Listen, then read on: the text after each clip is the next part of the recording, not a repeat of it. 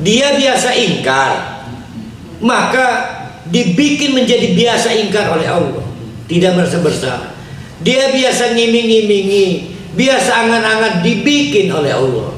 Hati-hati, Allah ngikuti alur kita. Ada teori dasar, maksiat akan diikuti maksiat lainnya, berbohong akan diikuti dengan kebohongan lainnya, dosa kecil akan diikuti dosa berikutnya. Kok bisa ya? Memang dibikin oleh Allah begitu sistem. Jadi jangan bermain api di wilayah yang Allah murka, karena akan membakar kita. Bukan hangus kitanya, tapi tidak bisa padam. Cahaya Allahnya akan padam, nanti akan ketemu.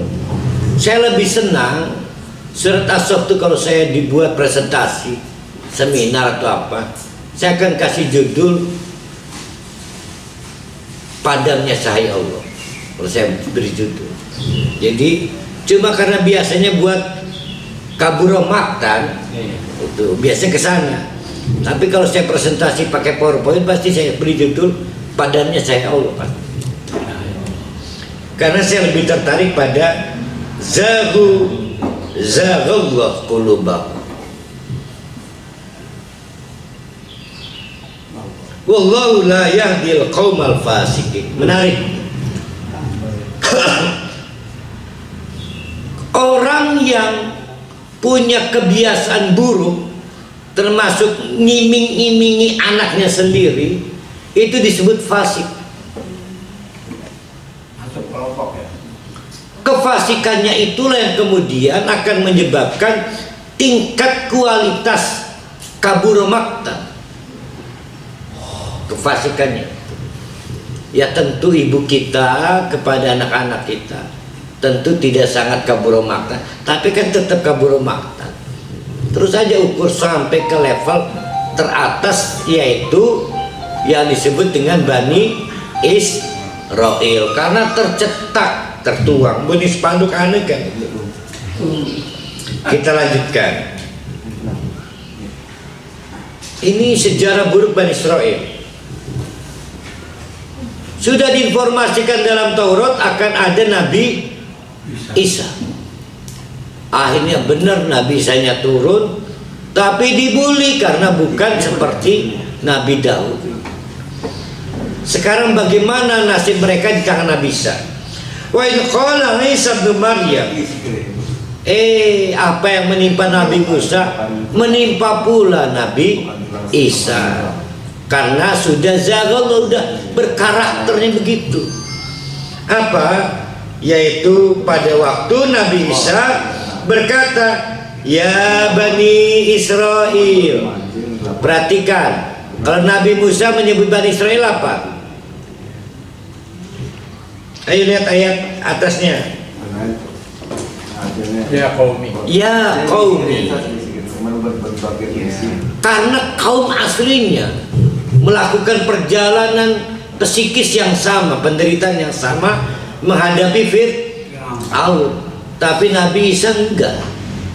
Dia diutus Allah untuk menghadapi suatu umat yang sudah jadi karakter buruk. Maka kata Nabi Isa, ya Bani Israel, hei kalian korup Bani Israel korsa, ini Rasulullah ilaikum. Seperti Nabi Musa, saya juga Rasulullah. Ya. Tapi saya punya peran penting loh.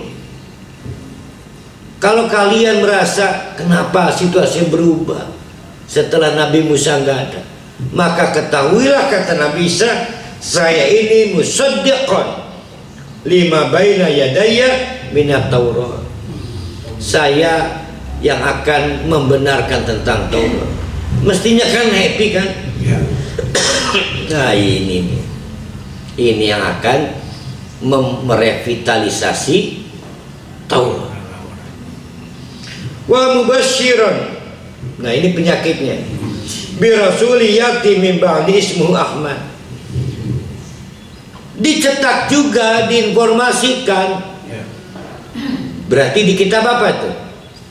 Injil. Nanti jangan khawatir, setelah saya ada Nabi Muhammad. Kalian gak akan sengsara lagi seperti dulu pernah dialami kalian di zaman Firaun. Akan ada Nabi namanya Ahmad. Tapi apa yang terjadi? Setali 3 uang dengan Nabi Isa, juga setali 3 uang dengan Nabi Musa. Nabi Muhammad juga dibully oleh Bani Israel karena ternyata bukan dari kalangan mereka, tapi dari Bani Hashim, dari kelompok Arab. Jadilah kebenaran Nabi Bani Israel. Nah, kenapa disebut lima takulu nama la taf'alun? Kan mereka baca Injil. Dinanti-nanti namanya Nabi terakhir itu. Giliran lahir mereka tidak konsekuen. Sudah jelas-jelas tercetak, diturunkan dari bapak ke anak, anaknya jadi bapak, turunkan lagi ke anak, turun temurun. Tenang nah, kamu nanti akan punya Nabi baru. Tetap kok dihianati kok. Separah apa itu lima takuluna ma la taf'alun. Yakinlah kita ini tidak separah itu. Tapi diingatkan oleh Allah, satu, jangan tiru orang munafik, lima takulu ma la taf'alun, dan jangan pernah pula masuk level Bani Israil. Karena kalau dua-duanya menjadi kebiasaan kita, maka akan padam cahaya Allah itu yang disebut Zarullah Qulubah. Namanya Ahmad. Sering kita bertanya apa ya artinya Ahmad. Dijelaskan sendiri oleh Nabi, Ahmadun Nas, manusia terpuji. Juga Nabi terpuji di antara para Nabi. Rasul terpuji di antara para Rasul. Falamma ja'u bil bayyinat qalu hadza sihrun mubin. Tadi itu tidak konsekuen.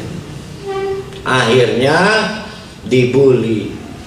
Nabi Isa diomong ini sihir, Nabi Muhammad diomong ini sihir. Luar biasa namanya Bani Israil itu. Nah, kita habiskan ayat ke-7. Wa man adlamu mimman iftara 'ala Allahil kadhiba fa huwa yud'a ilal Islam wallahu la yahdil qaumad dhalimin. Tadi ingat fasik, sekarang qaumad dhalimin. Wa man adlamu, siapapun yang adlamu apa situ? Menganiaya.